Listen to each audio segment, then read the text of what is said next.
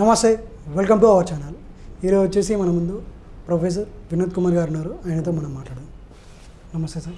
నమస్తే అమ్మా. ఎలా ఉన్నారు సార్? బాగున్నాను సార్. ఇది రెండో రాజధాని కావాలని చెప్పేసి దాదాపు ఒక 6-7 ఇయర్స్ నుంచి వినబడుతుందన్నమాట. సో అంటే ఆల్రెడీ మన దేశానికి రాజధాని అనేది ఢిల్లీ ఉంది. సో ఢిల్లీ ఉన్నాక సెకండ్ క్యాపిటల్గా మన హైదరాబాద్ కూడా పెట్టాలి అని చెప్పేసి వినిపిస్తున్నాయి. అంటే అది దేనికోసం సార్? అంటే వేరే దేశంలో ఎక్కడైనా ఉందా, లేకపోతే ఫస్టే మన దేశం ఆ విధంగా పెట్టాలని అనుకుంటున్నారా?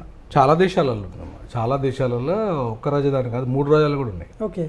ఇప్పుడు మనము ఆయన జగన్మోహన్ రెడ్డి 3 రాజధానులు కావాలనే దాంట్లో అప్పుడు నేను సపోర్ట్ చేశాను. ఎందుకు అంటే కారణం ఏంటంటే ఎప్పుడు కూడా పరిపాలన విభజన కోసమే రాజధానులు. ఓకే. ప్రజలు సమగ్రంగా అభివృద్ధి చెందడం కోసమే రాజధానులు, అంతే తప్ప రాజధానులు ఏదో ఒక్క ప్రాంతం. ఇప్పుడు హైదరాబాద్ ఉంది, ఒకటే ప్రాంతం డెవలప్ అయింది కదా. ఇప్పుడు మిగతా జిల్లాలు ఎక్కడ డెవలప్ అయినాయి? అదే ఆదిలాబాద్లో మనం హైకోర్టు బెంచ్ పెట్టినాం అనుకోండి, ఆ ప్రాంతం అంతా డెవలప్ అవుతుంది, ఆదివాసీ ప్రాంతము మొత్తం. సో హైదరాబాద్ ఇప్పుడు ఇక్కడ క్యాపిటల్ సిటీ పెట్టాం, అక్కడ ఇదే క్యాపిటల్ సిటీకి అనుబంధంగా హైకోర్టు పెట్టాం అనుకోండి, అక్కడ ఆ ప్రాంతం డెవలప్ అవుతుంది. అవునా? తర్వాత అక్కడ సెక్రటరేట్ పెట్టాం అనుకోండి, వరంగల్లో సెక్రటరేట్ పెట్టాం అనుకోండి, ఆ ప్రాంతం డెవలప్ అవుతుంది. ఇట్లా 3 ప్రాంతాలు కీలకమైన. ఇప్పుడు ఆదిలాబాద్ ఏమో అడవి ప్రాంతం, దూరంగా ఉంటుంది, ఆ ప్రాంతం డెవలప్ అవుతుంది. ఓరుగల్లో ఒక హిస్టారికల్ ప్లేస్, ఆ ప్రాంతం డెవలప్ అవుతుంది. హైదరాబాద్ కూడా డెవలప్ అవుతుంది. ఇక్కడ అసెంబ్లీ ఉంటుంది.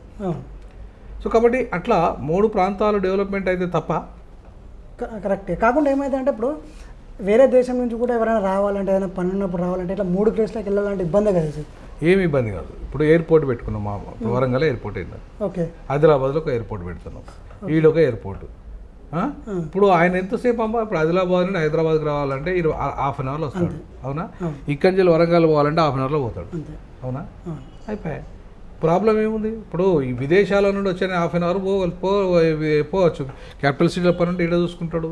ఇవాళ రేపంతా ఆన్లైన్లో, సిస్టమ్ అంతా ఆన్లైన్. ప్రపంచంలో ఎక్కడున్నా కూడా ఆన్లైన్. ఇప్పుడు ట్రంప్ ఉన్నాడు, ఆడ కూర్చొని అమెరికాలో కూర్చుంటాడు.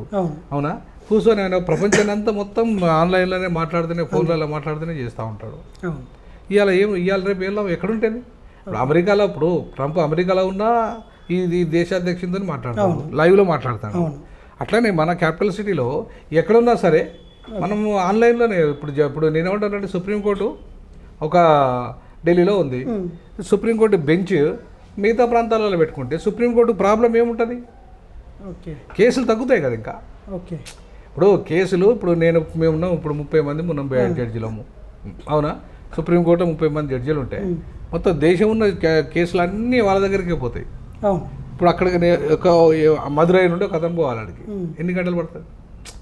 ఇప్పుడు ట్రైన్ కావాలంటే 48 గంటల కంటే ఎక్కువ పడుతుంది. అదే ఫ్లైట్ అయితే కనీసము ఒక 4 గంటలు పడుతుంది మదురై నుండి పోవాలి. ఖర్చు ఎంత? ఎక్కువ అవుతుంది, మస్తు ఖర్చు అవుతుంది. అవునా? అక్కడ స్టేయింగ్ అవన్నీ ఉంటాయి. ఒక అడ్వకేట్కు, సుప్రీంకోర్టు అడ్వకేట్కు ఒక అపియరెన్స్కి 5 లక్షలు. ఒక అపియరెన్స్, ఒక గంట వచ్చి ఇట్లా అరగంట ఇట్లా కనపడతాడు, పోతాడు. 5 లక్షలు ఫీజు తీయాలి. మళ్ళీ పోవాలి, ఫ్లైట్ ఖర్చులు కావాలి, అక్కడ స్టే చేయాలి, ఆ డబ్బులు కావాలి, ప్లస్ ఆయన ఖర్చు చేయాలి. మరి ఇదంతా తడిసిమోపుడు కదా. అంటే ఇంత గవర్నమెంట్, ప్రైవేటు కేసులు ఉంటే ప్రైవేటు, గవర్నమెంట్ కేసులు ఉంటే గవర్నమెంట్. కేసులను బట్టి ప్రైవేట్ కేసులు ఉంటే ప్రైవేట్ వ్యక్తులు పెట్టుకోవాలి. గవర్నమెంట్ ఏది గవర్నమెంట్ అంటే ప్రజల పైసలే కదా. మరి ఇప్పుడు ఖర్చు ఎవరికైతే ప్రజలకన్నట్టే కదా. కాబట్టి ఇవాళ మనకి ఈ ఎక్స్పెండిచర్ తగ్గాలంటే కలకత్తాలో ఒక బెంచ్ పెడతాం, చెన్నైలో ఒక బెంచ్ పెడతాం.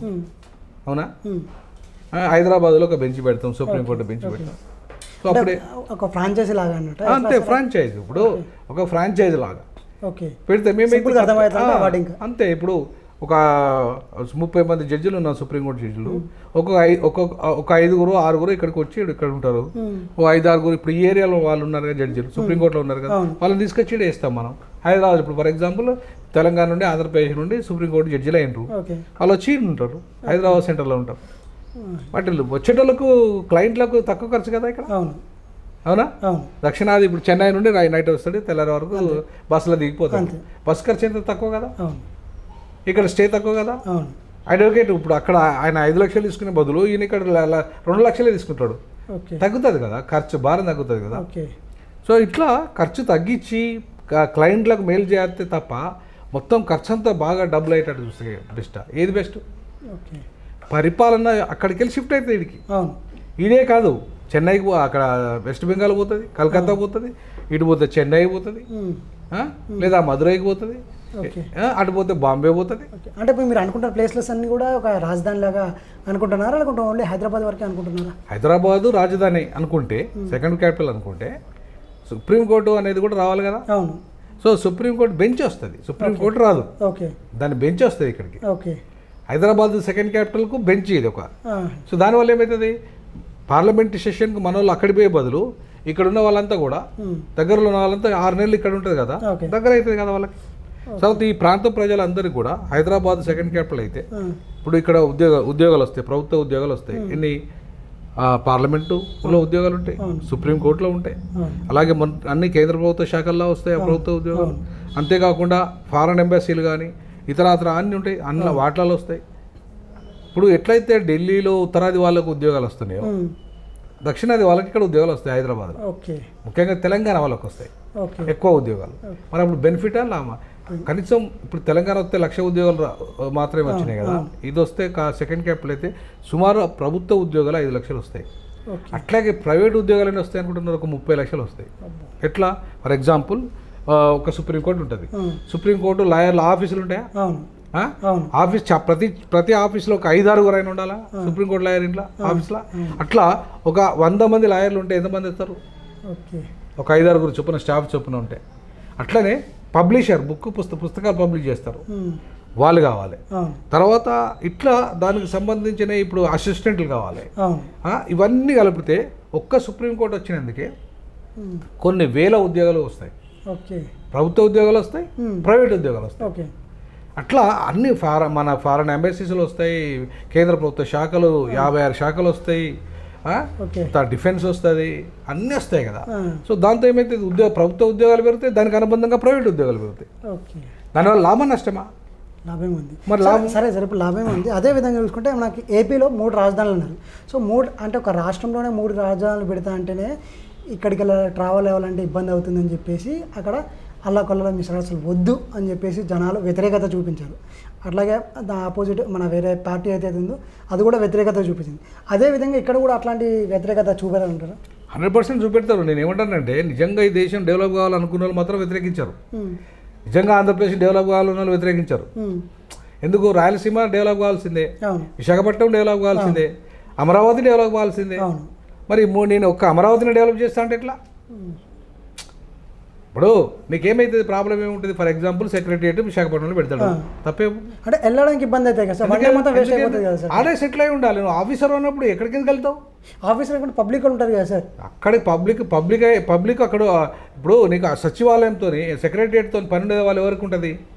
మేజర్గా ఎవరికి ఉంటుంది? ఎంప్లాయీస్ ఉంటుంది. ఎంప్లాయీస్ ఉంటుంది. ఎవరు ఎంప్లాయీస్? సెక్రటరియట్లో పనిచేసే వాళ్ళు ఎవరైతే ఉంటారో వాళ్ళ అనుబంధంగా ఐఏఎస్లు ఉంటారు, ఐఏఎస్లతో మంత్రులు ఉంటారు, మంత్రులతో ఎమ్మెల్యేలు ఉంటారు. నీకు ఏం అవసరం అని ప్రజలు పోతారండి అక్కడికి? విశాఖపట్నం పోవాలి. ప్రజలకు ఏం అవసరం? ఇప్పుడు అమరావతిలో ప్రజలు ఉంటారు కొంతమంది, వాళ్ళు ఎందుకు పోతారు విశాఖపట్నం? పోవాల్సిన అవసరం. ఇక్కడ అమరావతిలో ఆల్రెడీ సెక్రటరియట్కి సంబంధించిన మొత్తం బ్రాంచ్ ఉంటుందా? ఓకే, అది చూసుకుంటుందా? అక్కడి దాకా పోవాల్సిన అవసరం లేదు. కానీ హెడ్ ఆఫీస్ అక్కడ ఉంటుంది అంతే. ఓకే, అవునా? దానివల్ల ఏమైతే ఆ ప్రాంతంలో ఉన్న ఐఏఎస్లు పోవడం వల్ల, ఐఏఎస్లు అందరూ అక్కడ ఉండడం వల్ల వాళ్ళ హెడ్ క్వార్టర్స్ ఉంటాయి, వాళ్ళ ఆఫీసులు ఉంటాయి, వాళ్ళకి సీఎం పోతూ ఉంటాడు వస్తూ ఉంటాడు. కాబట్టి సీఎం రోజు పోతాడు. ఆయన ఏముంది, ఫ్లైట్ ఎక్కుతాడు, అక్కడ దిగుతాడు అరగంటల. అవునా కదా? కాబట్టి సీఎం పోతాడు ఆ పని ఉన్నప్పుడల్లా. సో కాబట్టి అట్లా ఆ ప్రాంతం డెవలప్మెంట్ చూసుకుంటావా? ఓకే, లేకపోతే కేవలం అమరావతి డెవలప్మెంట్ చూసుకుంటావా? అమరావతిలో ఓన్లీ కమ్ముల భూములే ఉన్నాయని చెప్పేసి ఒక ఆరోపణ. అవునా? ఎక్కువ మేజర్గా. మరి కమ్ముల భూముల కోసం అమరావతి పెడతావా? కాదు కదా, ప్రజల కోసంగా పెట్టాలి. సో ప్రజల కోసం పెట్టాలన్నప్పుడు, ప్రజలు డెవలప్ కావాలంటే ఇప్పుడు అమెరికాలో ప్రతి స్టేట్ ఒక వాళ్ళ సొంత సుప్రీంకోర్టు ఉంటుంది. ప్రతి స్టేట్లలో ఉంటుంది కదా సార్, హైకోర్టు అనే ఉంటుంది కదా. మరి హైకోర్టు ఉన్నాక సుప్రీంకోర్టు బ్రాంచ్ లాగా ఎందుకు అనుకోవాలి? ఏముంటన్నా, ఈ కేసు ఇక్కడికి వెళ్ళి పోవాలి కదా సుప్రీంకోర్టుకు. ఓకే, అవునా? ఇది ఫైనల్ అథారిటీ కాదు కదా. ఓకే, ఫైనల్ అథారిటీ ఎవరు? మళ్ళీ అక్కడికి పోవాలి కదా. సో ఫైనల్ అథారిటీ కూడా ఇక్కడే ఉంటుంది అప్పుడు నేను చెప్పేది. ఓకే మంచిదా చెడ్డదా? Okay better. నువ్వు హైకోర్టు నువ్వు జడ్జిమెంట్ నాకు వ్యతిరేకంగా ఇస్తావు అనుకుందాం, లేదంటే నాకు ఫేవర్గా ఇస్తావు, కానీ దాన్ని అప్పీల్ చేసుకోవాలన్నా మళ్ళీ ఒక అప్లేట్ అథారిటీ ఉండాలా లేదా?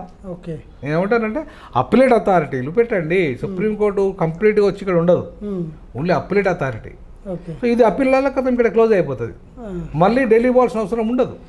ఓకే ఢిల్లీ ఎప్పుడు పోవాలి? ఓన్లీ కాన్స్టిట్యూషనల్ ఇష్యూస్ మీద పోవాలి అంతే. అంటే ఓన్లీ రాజ్యాంగం, ఈ రాజ్యాంగం ఉంది, ఇప్పుడు ఈ రాజ్యాంగంలో చాలా క్రైసిస్ వచ్చే మొన్న వర్గీకరణ ఇష్యూ ఉంది. వర్గీకరణ ఇష్యూ 30 ఏళ్ళు ఎందుకు పెండింగ్లో ఉంది? అప్పుడు 30 ఏళ్ళు ఎందుకు కాలేదు వర్గీకరణ ఇష్యూ? అంటే అది చాలా క్రిటికల్. 2/3 మెజార్టీ లోక్సభలో ఉండాలి, 2/3 మెజార్టీ రాజ్యసభలో ఉండాలి, స్పెషల్ మెజార్టీ ఉండాలి. అంటే స్పెషల్ మెజార్టీ అంటే 50 రాష్ట్రాలలో అసెంబ్లీ తీర్మానం, అంటే 50% రాష్ట్రాలు అంటే సుమారు 15 రాష్ట్రాల అసెంబ్లీ తీర్మానం జరగాలి, అప్పుడే వర్గీకరణ సాధ్యమవుతుంది.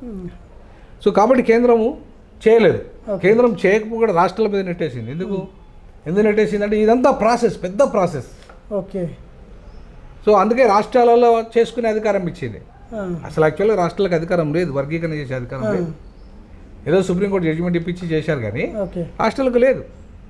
సో కాబట్టి అంత క్రిటికల్ ఇష్యూ మాత్రమే సుప్రీంకోర్టు పోవాలంటున్నా నేను. ఓకే పెళ్ళమొగలు పంచాయతీ కూడా సుప్రీంకోర్టు పోవాలా? ఓకే చెప్పు.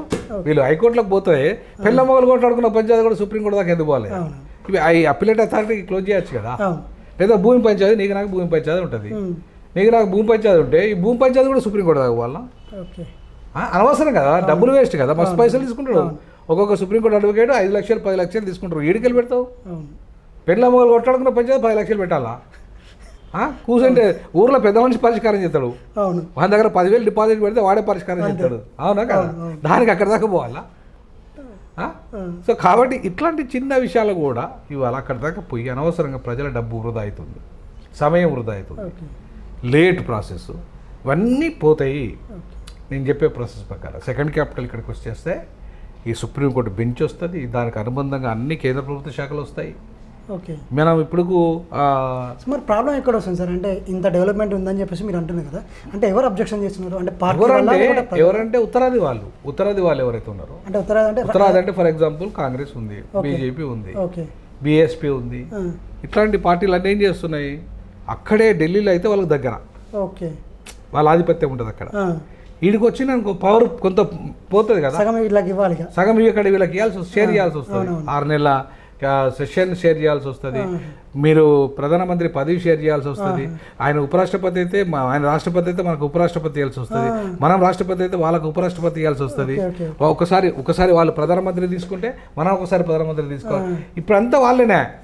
ఓకే ఇప్పుడంతా వాళ్ళేగా తీసుకునేది, ఉపరాష్ట్రపతి, రాష్ట్రపతి, ప్రధానమంత్రి, అన్ని పోస్టులన్నీ వాళ్ళే కదా. ఈవెన్ కేంద్ర మంత్రులు కూడా వాళ్ళే కదా, కీలకమైన పోస్టులన్నీ.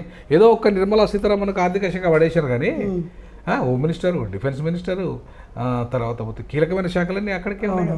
మరి అట్లాంటప్పుడు ఇప్పుడు రేపు ఇక్కడికి క్యాపిటల్ షిఫ్ట్ అయితే ఇవన్నీ ఇవ్వాల్సి వస్తుంది. మీకు సగం మాకు సగం, అప్పుడు అడుగుతాం కదా, ఎందుకంటే పార్లమెంట్ కూడా మా దగ్గర ఉంది కదా. ఇప్పుడు అట్లా లేదు. సో కాబట్టి సెకండ్ క్యాపిటల్ వాళ్ళు వద్దంటున్నారు. ఈవెన్ సుప్రీంకోర్టు కూడా అంతే. సుప్రీంకోర్టు ఏం చేస్తుంది? పవర్స్ అన్ని వాళ్ళ చేతిలో పెట్టుకున్నది. ఇప్పుడు రేపు కొన్ని పవర్స్ వదిలేయాల్సి వస్తుంది. పెళ్ళమ్మగల పంచాయతీలు కానీ, భూమి పంచాయతీలు కానీ, ఎవడన్నా మర్డర్ చేస్తే పంచాయతీలు కానీ, ఇవన్నీ కూడా వదిలేయాలి కదా. వదిలేస్తే అవి కూడా మేము నా చేతిలో పెట్టుకుంటా అంటే ఎట్లా అంటున్నాను నేను. నువ్వు ఓన్లీ కాన్స్టిట్యూషన్ ఇష్యూస్ పెట్టుకో, ఎందుకంటే మేజర్ రాజ్యాంగ ధర్మాసనమే నిర్ణయం చేయాలి, ఇట్లాంటివి పెట్టుకో. అంతేగాని పనికిరాని ముచ్చట్లు కూడా నువ్వు చెప్తా అంటే టైం వేస్ట్ అంటాను నేను.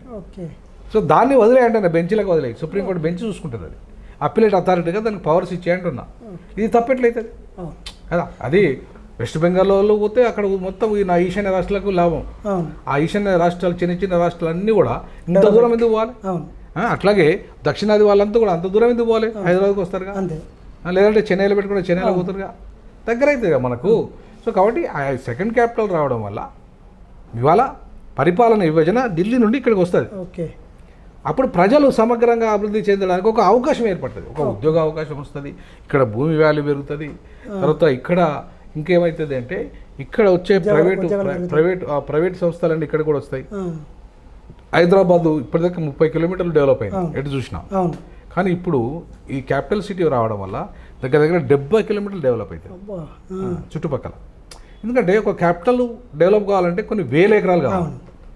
సో కొన్ని వేల ఎకరాలు అంటే అర్థమైంది ఒక 10-20 కిలోమీటర్లు ఒక క్యాపిటల్ సిటీ ఉంటుంది, అవును దాని చుట్టూ ఆఫీసులు రావాలి. అంతే. సో అటువంటిప్పుడు మొత్తం దాని మీద ఆధారపడ్డ మొత్తం భూములన్నీ కూడా చుట్టుపక్కల భూములన్నీ కూడా డెవలప్. అవును.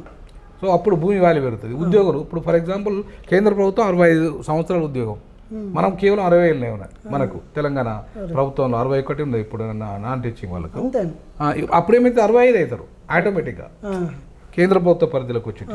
కొన్ని సమస్యలు ఉన్నాయి, ఎట్లా లెఫ్టినెంట్ గవర్నమెంట్ పవర్స్ ఎక్కువ ఇవ్వడం తప్పు అని, అది మనం ఖండిద్దాం. ఓకే.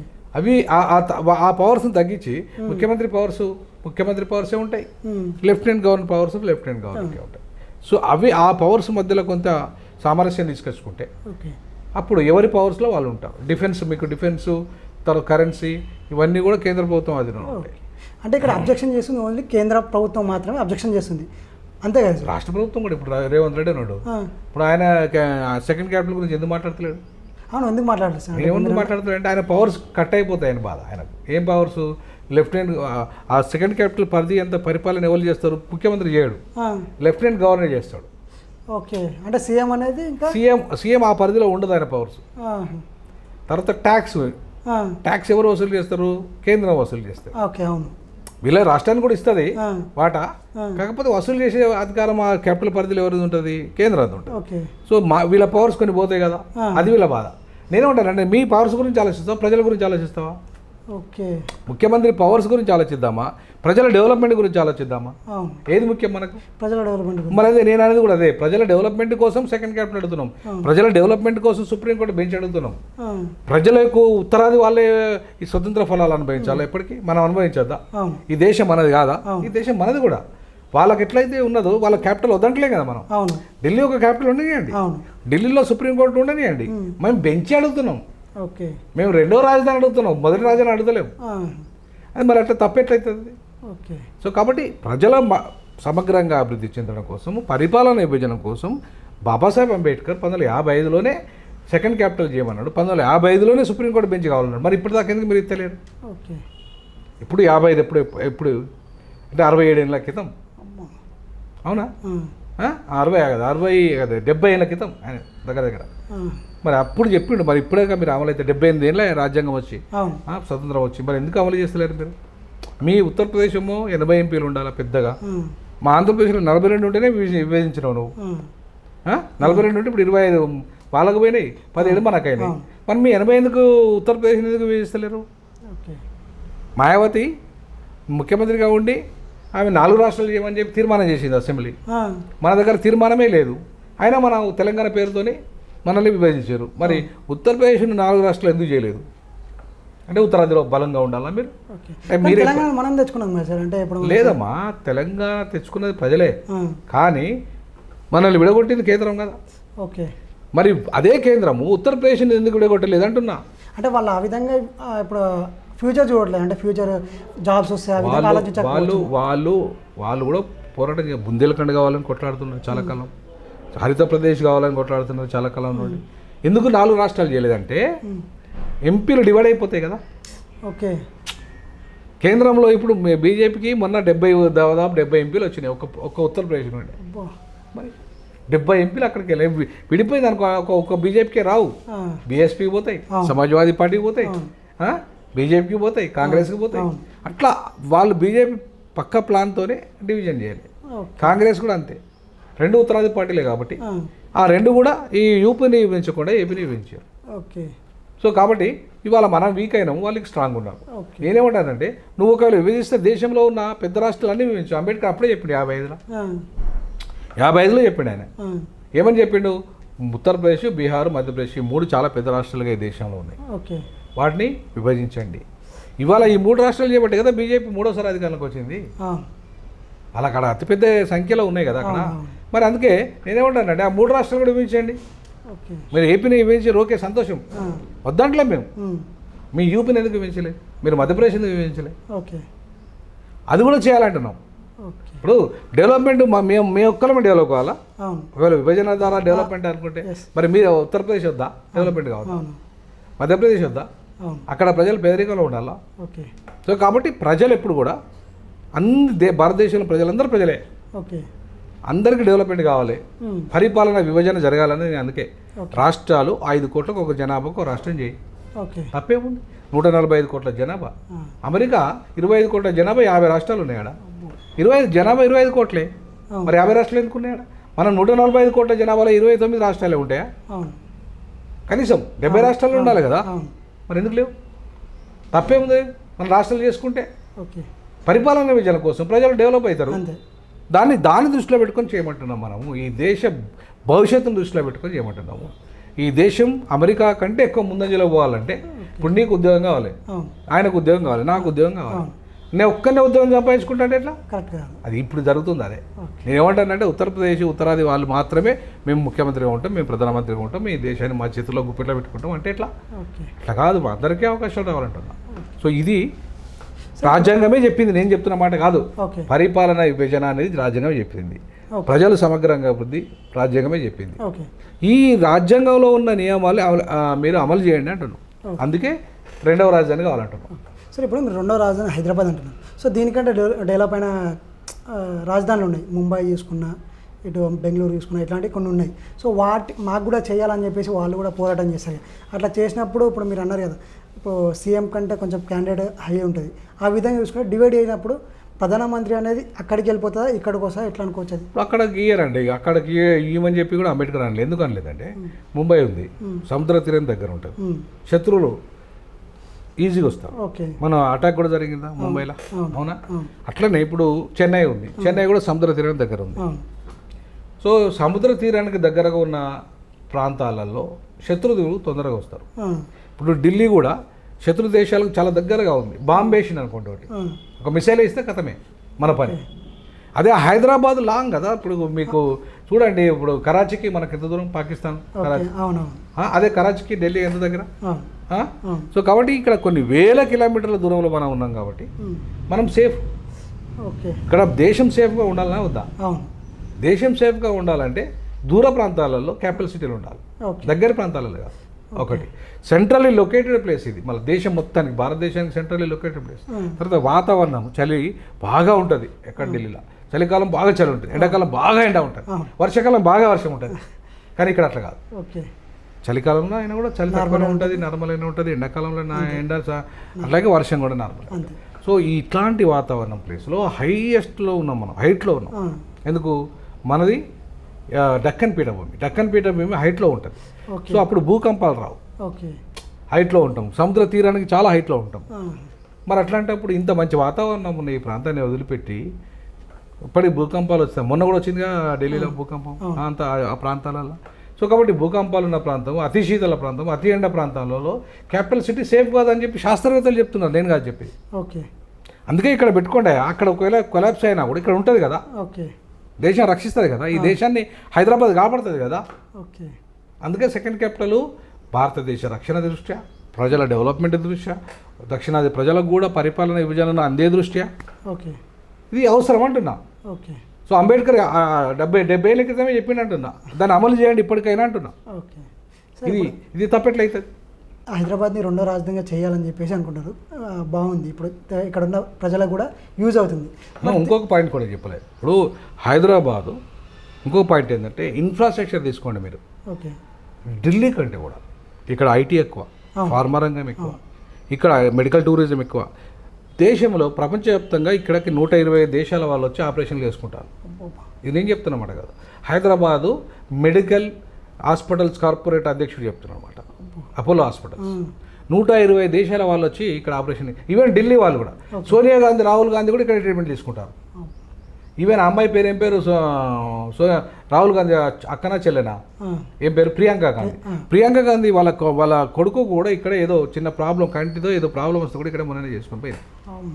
అంటే ఢిల్లీ వాళ్ళు, ఉత్తరాది వాళ్ళంతా ఇక్కడే చేసుకొని పోతున్నారు. సో కాబట్టి ఇక్కడ మెడికల్ టూరిజం డెవలప్ అయింది, ఇక్కడ ఐటీ డెవలప్ అయింది, ఇక్కడ ఆర్టిఫిషియల్ ఇంటెలిజెన్స్ డెవలప్ అయింది, బయోడైవర్సిటీ డెవలప్ ఉంది బాగానే. ఇక్కడ అన్ని డెవలప్మెంట్, ఇక్కడ అంత అద్భుతంగా మెట్రో ఉంది, ట్రాన్స్పోర్ట్ ఉంది, అన్ని రకాల ఫెసిలిటీస్ ఇక్కడ ఉన్నాక ప్రపంచ నగరం న్యూయార్క్ ఎంత అయితే ఫెసిలిటీస్ ఉన్నాయో హైదరాబాద్కి అన్నీ ఉన్నాయి. మరి ఇంకా ఎందుకు చేయవు? నీ ఢిల్లీ కంటే పొల్యూషన్, ఢిల్లీలో ఎంత పొల్యూషన్ ఉంటుంది? చాలా పొల్యూషన్, విపరీతం. ఒక ఢాకా కంటే ఇవాళ పెరిగిపోయింది. ప్రపంచంలో 5వ నగరం అంటే పొల్యూటెడ్ నగరం. మరి హైదరాబాద్ కాదు కదా, అద్భుతమైన నగరం. మరి ఇన్ని మంచి ఫెసిలిటీస్ ఉన్నాక, ఇంత సెంట్రల్లీ లొకేటెడ్ ఉన్నాక, ఇంత మంచి వాతావరణం ఉన్నాక, ఇంత మంచి డిఫెన్స్ శాఖలన్నీ ఇక్కడే ఉన్నాయి. డిఆర్డిఎల్ ఇక్కడే ఉంది, ఎన్ఎఫ్సి ఇక్కడే ఉంది, మొత్తం భారతదేశానికి సంబంధించిన రక్షణ శాఖలన్నీ ఇక్కడే ఉన్నాయి, సైంటిఫిక్ పరిశోధన కేంద్రాలు. ఎంతకంటే కావాల్సింది ఏముంది? సో కాబట్టి హైదరాబాద్ అనేది ఇవాళ దేశానికి అద్భుతంగా ఢిల్లీ కంటే మెరుగైన ప్రాంతము రాజధానిగా ఉండడానికి. కాబట్టి చేయమంటున్నాం. ఇప్పుడు ఒకవేళ మన హైదరాబాద్ని రెండో రాజధానిగా చేస్తే పొల్యూట్ అయ్యే ఛాన్సెస్ కూడా ఉంది సార్, ఎందుకంటే పబ్లిక్ పెరిగిపోతారు కదా. సో అప్పుడు మళ్ళీ కానీ ముందే కంట్రోల్ చేసుకోవాలి, మన మొక్కలు నాటుకోవాలి, విపరీతమైన మొక్కలు నాటుకోవాలి. బయోడైవర్సిటీ అంటే అదేగా, బయోడైవర్సిటీ పార్కులు పెంచాలి. ప్రతి ఇంటికి కూడా ఏమంటారు దాన్ని, నీళ్ళు అవి ఇంకుడు గుంతలు పెట్టాలి. ప్రతి మనిషి పుట్టినప్పుడు 2 చెట్లు పెట్టమని చెప్పి ఆదేశం చేయాలి. ఎవరైనా మీ ఇంట్లో పిల్లలు అయిందనుకోండి, ఆ ఇంట్లో ఖచ్చితంగా ఒక 2 మొక్కలు పెట్టాలి. ఇట్లాంటివన్నీ పెట్టుకుంటే పోతే డెవలప్మెంట్ ఎందుకు జరగదు? ఎందుకు పొల్యూషన్ వస్తుంది? ఇప్పుడు మీరు ఉత్తరాది వాళ్ళు పోండి, మీరు ట్రైన్లలో ఒకసారి మీరు వెళ్ళండి, ఇంత గలీజ్గా ఉంచుతా అంటారు. మన దక్షిణాదిలో ఎవరైనా ఉంచుతారా? ట్రైన్లలో పాన్లు ఉంచుతారా? మరి వాళ్ళంతా పొల్యూట్ చేస్తున్నారు అక్కడ. మనం ఇంత క్లీన్గా ఇక్కడ ఉంటున్నాము. మనము పిల్లలు తక్కువ మందికి అంటాం, మనం వాళ్ళు ఒక్కొక్కరు 20 మంది 30 మందికి అంటారు. అది ఇప్పుడు డిసిప్లిన్ ఉన్న కాడ పెట్టమంటే తప్పెట్లయితుంది? అక్కడ అన్డిసిప్లిన్ ఉన్న కాడ నువ్వు పెట్టుకుంటావు. ఇక్కడ డిసిప్లిన్ ఉండి పిల్లలు తక్కువ కానీ చదువుకొని మంచి డెవలప్మెంట్లో ఉండి, యూరోప్ అమెరికా దేశం కంటే ఎంత పర్ క్యాపిటల్ ఇన్కమ్ ఉందో మనదంతా ఉంది ఇప్పుడు. మరి ఇట్లాంటి డెవలప్ అయిన ప్రాంతాన్ని నువ్వు సెకండ్ క్యాపిటల్ పెడతావా? రోజుకు 500 కూలి దొరకని ప్రాంతాలు పెడతావా?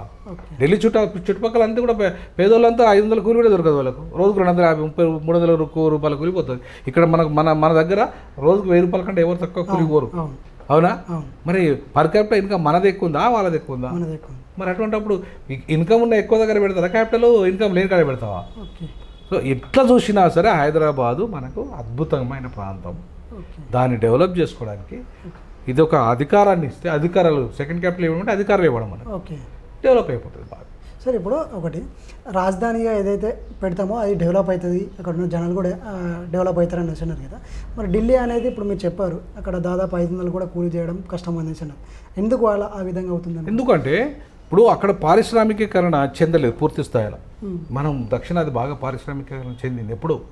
బ్రిటిష్ కాలంలో. బ్రిటిష్ వాళ్ళు వచ్చి ఇక్కడ పరిపాలన చేశారు, అక్కడ చేయలే. సో బ్రిటిష్ వాళ్ళు కంపెనీలు పెట్టారు ఇక్కడ, అక్కడ పెట్టలే.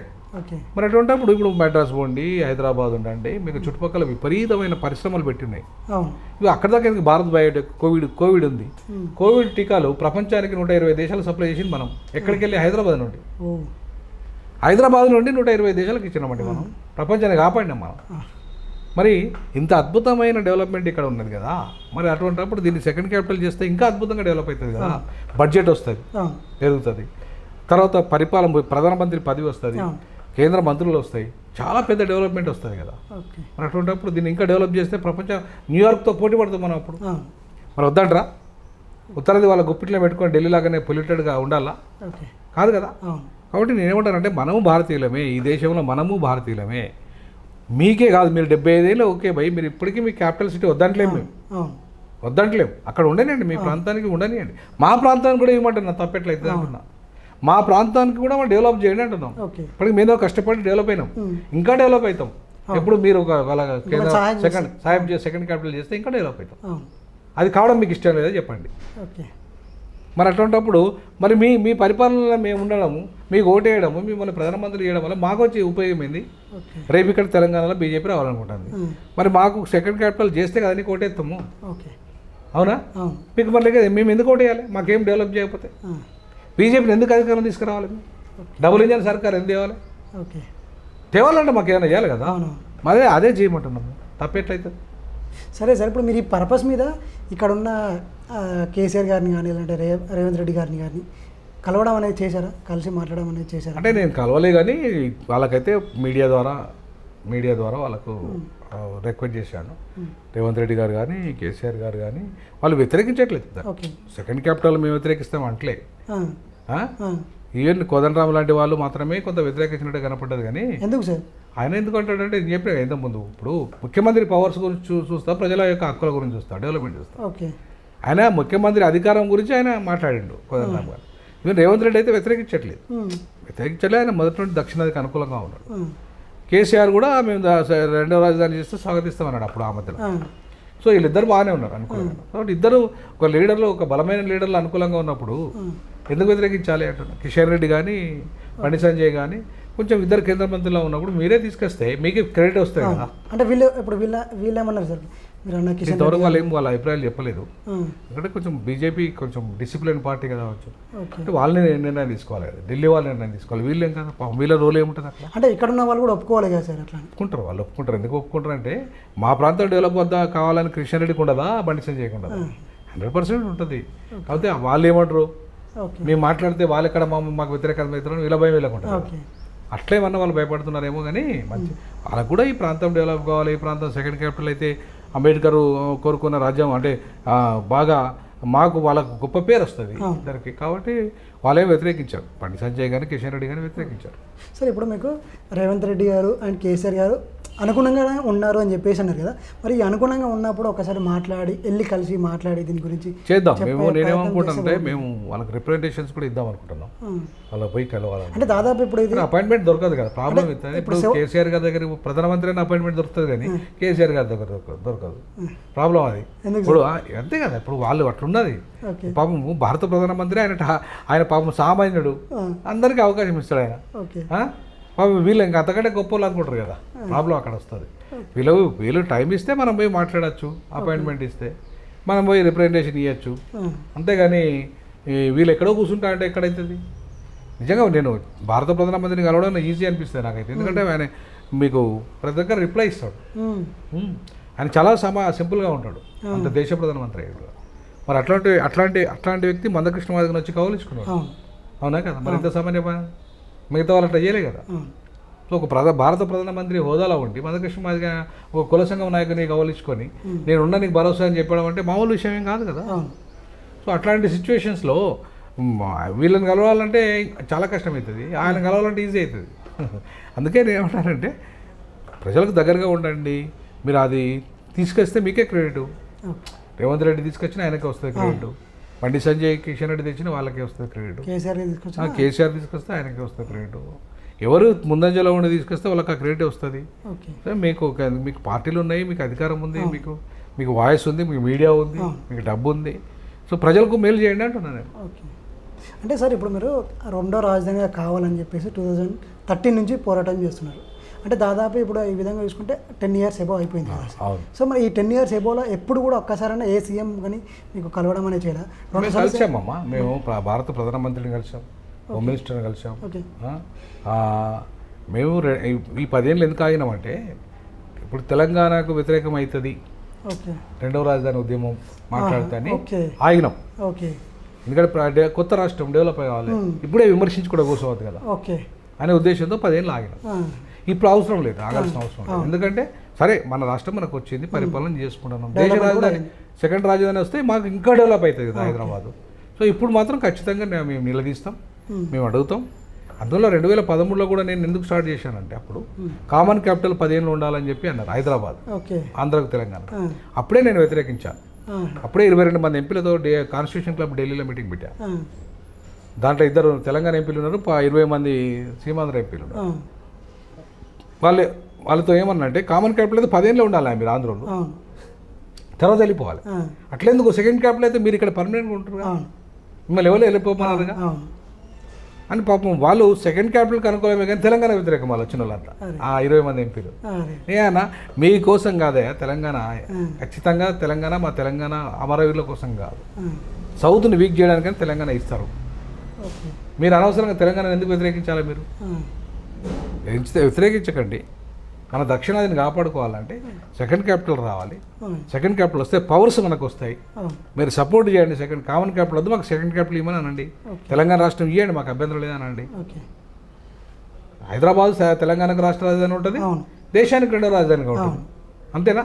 ఢిల్లీ ఎట్లయితే రాష్ట్రానికి రాజధాని, దేశానికి మొదటి రాజధాని, అట్లనే హైదరాబాదు రాష్ట్రానికి రాజధానిగా ఉంటుంది, ఢిల్లీకి దేశానికి సెకండ్ క్యాపిటల్ ఉంటుంది. తప్పే ఉన్నది. అనవసరంగా మీరు ఎందుకు దాన్ని తెలంగాణను వ్యతిరేకిస్తున్నారని చెప్పేసి అప్పుడు వాళ్ళని అన్నా. తెలంగాణ రాదు అది అన్నారు వాళ్ళు. నేను అన్న తెలంగాణ వస్తుంది అన్న. లగడపాటి రాజగోపాల్కి ఆ రోజే నేను అన్నా, వస్తే ఏం చేస్తావు, ఒక ఛాలెంజ్ అని చెప్పి నేను రాజకీయాలు తప్పుకుంటా అన్నాడు. అట్లనే తప్పుకున్నాడు. ఇప్పుడు తెలంగాణ వచ్చింది రాజకీయాలు తప్పుకున్నాడు ఆయన. అక్కడే అన్నాడు, ఢిల్లీలోనే అన్నాడు ఆ మాట. నేను రాజకీయాలు తప్పుకుంటా అన్నాడు ఆయన. ఈ మాట మీద ఉంటావా అంటే ఉంటా అన్నాడు. అట్లనే రాజకీయాలకు దూరం అయిపోయాడు ఆయన, లగడపాటి రాజగోపాల్.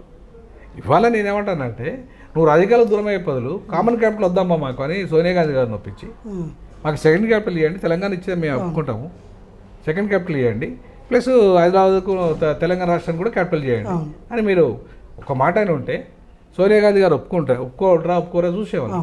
రాహుల్ గాంధీ గారు ఒప్పుకుంటారా, అప్పుడు వాళ్ళే కదా ముఖ్య ప్రధానమంత్రి, మన్మోహన్ సింగ్ కదా. నేను వీళ్ళని ఒప్పియండి అని చెప్పిన. వాళ్ళకంత దమ్ము లేదు, వాళ్ళు మాట్లాడలేకపోయారు. తెలంగాణ వచ్చింది, కామన్ క్యాపిటల్ 10 ఏళ్ళుగా ఉన్నది, కథం తర్వాత పోయింది, మళ్ళీ సెకండ్ క్యాపిటలే రాలే. మరి అది ఇవాళ సెకండ్ క్యాపిటల్ వచ్చి ఉంటే ఆంధ్రలోకి ఎంత మేలు జరిగేది? వాళ్ళకి కాదు, దక్షిణాది వాళ్ళకి కూడా మేలు జరిగేది కదా. మన హైదరాబాద్ వాళ్ళకి మరీ, తెలంగాణ వాళ్ళకి మరీ మేలు జరిగేది కదా. మరి దాన్ని ఇట్లా మీరు దూరం చేసింది ఎవరు? ఇట్లా మనం విజన్ ఉన్నవాళ్ళు. అంబేద్కర్ స్టేట్స్ మ్యాన్ కాబట్టి, ఆయన దేశం జాతీయ నాయకుడు కాబట్టి, దేశం ముఖ్యం కాబట్టి ఆయన దేశ ప్రయోజనాల నుంచి మాట్లాడాడు. నేను కూడా అంతే, ఆయన వారసునిగా దేశ ప్రయోజనాలు నాకు ముఖ్యం. అంతేగాని నాకు ఈ పార్టీల ప్రయోజనాలు ఇంకో ప్రయోజనాలు కాదు, ఈ దేశ ప్రయోజనాల దృష్ట్యా నేను సెకండ్ క్యాపిటల్ కావాలంటున్నా. అవునా? ఈ ప్రాంతం, ఈ దక్షిణాది ప్రాంతం డెవలప్మెంట్ దృష్ట్యా నేను సెకండ్ క్యాపిటల్ కావాలంటున్నా. సో కాబట్టి మిగతా వాళ్ళ లెక్క ఆ పార్టీ సిద్ధాంతాలకో ఇంకేదనుకో కాదు. నేను ఒక అంబేద్కరిస్ట్గా ఈ దేశ ప్రయోజనాలు, ఈ ప్రాంతం కూడా న్యాయం జరగాలి, మీ యొక్క ఉత్తరాది ప్రాంతంకే న్యాయం జరగదు కాదు, మాకు కూడా న్యాయం జరగాలి. అందుకే సెకండ్ క్యాపిటల్ కావాలంటున్నాను. సార్ ఇంకా నాకు చిన్న క్వశ్చన్ సార్, ఇందాక మీరు ఏమన్నారంటే తెలంగాణ వచ్చేసి అమరవీరుల కోసం ఇవ్వలేదు, కేవలం మన వీళ్ళ కోసం మాత్రమే, పదవీల కోసం అన్నట్టేనే ఇచ్చారు అని చెప్పేసి అన్నారు. అంటే నిజంగానే అమరవీరుల కోసం తెలంగాణ అనేది ఇవ్వలేదంటారా? అవును. ఎట్లా ఇచ్చారు? అమరవీరుల కోసం ఇచ్చి ఉంటే నేను ఏమంటానంటే, నువ్వు ఒక వెలమైన ముఖ్యమంత్రి ఎట్లా అవుతాడు? ఒక రెడ్డి అయిన తర్వాత ముఖ్యమంత్రి ఎట్లా అవుతాడు? అమరవీరులు ఎవరు? కింది కులాలు ఉండి కదా వచ్చింది, చనిపోయిందంతా కింది కులాలు ఉంది కదా. మరి కింది కులాలు ఉండి ముఖ్యమంత్రి ఎందుకు కాలే? నిజంగానే కాంగ్రెస్ ఉంటే కాంగ్రెస్ రేవంత్ రెడ్డిని కాకుండా ఒక బీసీనో ఒక ఎస్సీనో చేయాలి. ఎందుకు చేయలే? అంతే కదా. ఇప్పుడు మా త్యాగాల మీద తెలంగాణ ఏర్పడితే మాకు గద రావాల్సింది, మా పదవి మాకు రాకుండా ఇతరులు పోయిందంటే మా త్యాగాల మీద మీరు గుర్తించినట్టు కాదు. నేను అందుకే నిజంగానే బలమైన రెడ్డి అయినా వస్తే మాకేం పెద్దలేదు. అప్పుడు అంతకుముందు వాళ్ళే ఉన్నారు.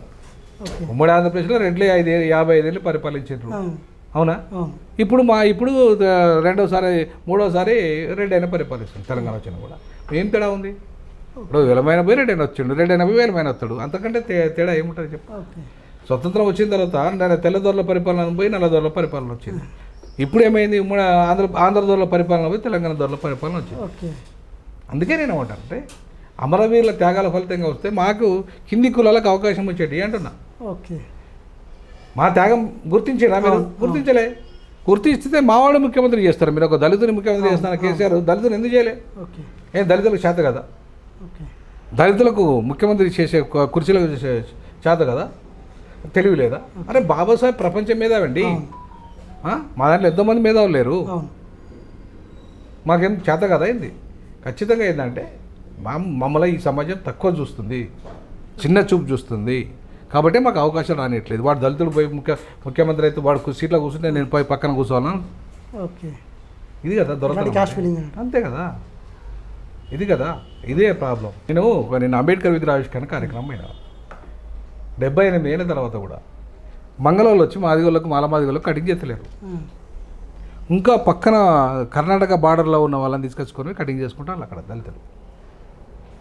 నేను అన్నాను, మంగళవాళ్ళు సత్తే మరి మా మాదిగోళ్ళు డబ్బులు కొట్టారు, కొట్టామని చెప్తాం. మా వాళ్ళు చెప్పులు కుట్టారు మీకు మంగళవాళ్ళకు, మంచిదేనా? మరి అంతే కదా. ఇప్పుడు మీ మీ మీ మీ శవాన్ని మీరు తీసుకుపోవాలి కదా, తప్పులేదు. మా మావాడు రాడు, మోయాడు, మావాడు తప్పు కొట్టాడు, అవుతుందా మరి? మరి నువ్వు నువ్వు నువ్వు మా కటింగ్ నీకు నువ్వు చేయకపోతే ఇంకోరితో చేయించుకుంటాం. కానీ అక్కడ శవాన్ని అయితే ఎవరు తీయడు కదా. ఒకవేళ నీ వృత్తి నేర్చుకుంటే నీ వృత్తి కూడా పోతుంది, నీ వృత్తి పోతుంది, నీకు ఉపాధి పోతుంది. మేము నేర్చుకొని మేము కటింగ్ చేసుకుంటే నీ ఉపాధి పోతుంది. మరి అట్లాంటప్పుడు అరే బాబు నిన్ను ఇంకా మిగతా కులాలు అరే మంగళవాడ సాకలోడ అని చెప్పి ఊరవతలనే నీకు ఇంటి గడప అవతల ఉంచుతారు నేను, అవునా? మరి వాళ్ళు నేను గడప అవతల ఉంచగలేదు, మా ఇంట్లోకి రానిచ్చి నిన్ను అన్న తమ్మి రారాబే అని మేము అనుకుంటా అంటే మా కటింగ్ చేయనంటే మరి మేమెందుకు నీకు నువ్వు సత్తే రావాలి, మేమెందుకు వచ్చి దప్పు కొట్టాలి, మేమెందుకు వచ్చి నువ్వు శవాన్ని తీయాలి, మేమెందుకు నీకు చెప్పులు కొట్టాలి నీకు? ఇవన్నీ ఉంటాయి సమస్యలు. కాబట్టి ముఖ్యమంత్రి పదవి కూడా అంతే.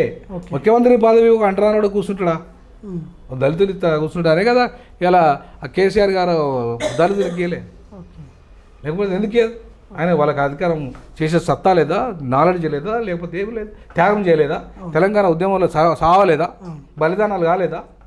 మరి వచ్చినాక మరి ఏంటి ప్రాబ్లం? కులం. Sir last final question sir, ఇప్పుడు దేశ రాజధానిగా రెండో క్యాపిటల్గా చేద్దామనేసి అనుకుంటుంది. అంటే ఇంత ముందుకు వేరే కంట్రీలో కూడా ఉన్నాయన్నారు కదా, అంటే ఆ విధంగా అక్కడ ఏ విధంగా ఉంటుంది అంటే డెవలప్ ఇక్కడ చాలా డెవలప్ అయినాయి, అక్కడ చాలా డెవలప్ అయినాయి. ఇప్పుడు దేశంలో ఒక దాదాపు 62 దేశాలలో ప్రపంచవ్యాప్తంగా రెండో రాజధానులు ఉన్నాయి. 62 దేశాలలో 2 రాజధానులు ఉన్నప్పుడు వాళ్ళు డెవలప్ అవుతున్నప్పుడు మనం ఎందుకు వెనుక పడిపోతాం? బ్రిటిష్ కాలంలో 2 రాజధానులు ఉన్నాయి, మొఘల్ కాలంలో 2 రాజధానులు ఉన్నాయి దేశానికి. ఇక్కడే బ్రిటిష్ కూడా మన దేశంలో నేను చెప్పేది. బ్రిటిషర్లు వెస్ట్ బెంగాల్లో ఒక రాజధాని, కలకత్తా ఒక రాజధాని, సిమ్లా ఒక రాజధాని చేసుకున్నారు, అవునా? తర్వాత అది కాస్త ఢిల్లీకి మారింది. అంటే 2 రాజధానులు అంటే అక్కడ కలకత్తా ప్లస్ ఢిల్లీ. బ్రిటిష్ కాలంలో కానీ మొఘల్ కాలంలో కానీ 2 రాజధానులు ఉన్నప్పుడు స్వతంత్రం వచ్చిన తర్వాత ఎందుకు ఉండద్దు? మేము అంటే అదే, అంబేద్కర్ కూడా అదే అన్నది అదే. అరే బ్రిటిష్ కాలంలోనే 2 రాజధానులు పెట్టుకున్నారు, మొఘళ్ళు 2 రాజధానులు పెట్టుకున్నారు, స్వతంత్రం వచ్చిన తర్వాత 2 రాజధానులు ఉంటే తప్పేంది? పరిపాలన విభజన జరిగితే తప్పేంది? దక్షిణాది వాళ్ళ ప్రజలకు కూడా ఈ దేశ స్వతంత్ర ఫలాలు ఇస్తే తప్పేంది? అందుకే మనం కోరుకునేది కూడా. అంటే వేరే దేశం ఏదైనా ఇప్పుడు చెప్తున్నాను, ఇప్పుడు చాలా దేశాలు ఉన్నాయి. ఇప్పుడు ఫస్ట్ ఎగ్జాంపుల్ మీకు సౌత్ ఆఫ్రికాలో 3 రాజధానులు ఉన్నాయి. 3 రాజధానులు, ఒకటి జ్యుడిషియల్ క్యాపిటల్, ఒకటి ఫైనాన్షియల్ క్యాపిటల్, ఒకటేమో ఎగ్జిక్యూటివ్ క్యాపిటల్. 3 రాజధానులు. అయితే ఈ 3 రాజధానులు ఇవాళ అద్భుతంగా డెవలప్ అవుతుంది సౌత్ ఆఫ్రికా. అంటే ఆ విధంగా పెడితే ప్రజలకు అనేది ఏ ప్రాబ్లం ఉండదు, డెవలప్మెంటే ఉంటుంది, ఏం ప్రాబ్లం ఉండదు. Okay sir, okay, thank you sir. Thank you అమ్మా.